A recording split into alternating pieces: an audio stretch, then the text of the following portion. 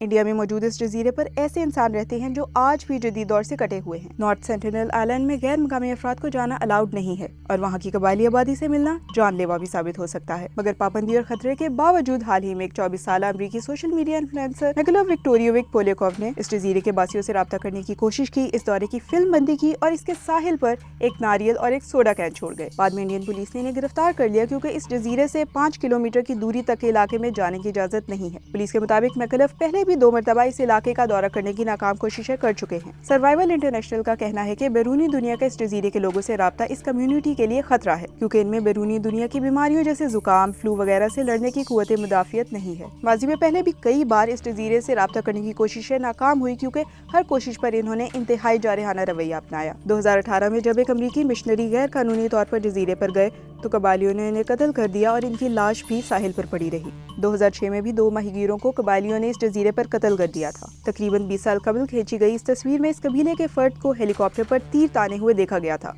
Sentinelese के रस्म रिवाज और इनकी ज़बान के बारे में किसी को कुछ मालूम नहीं है। माहिरीन का कहना है कि गालिबन ये वाहिद ऐसे इंसान है जो हजारों बरस कबल पत्थरों के दौर से तसलसल के साथ जिंदा हैं। सर्वाइवल इंटरनेशनल के तर्जुमान जॉनथन माजुवर कहते हैं कि बरतानवी दौर में कम से कम 11 ऐसे कबायली ग्रुप थे जो बाहरी दुनिया से कटे हुए थे, लेकिन राब्ता होने के बाद अब सिर्फ इनमें से 4 बचे हैं, जिनमें से एक ग्रुप सेंटिनलीज का है।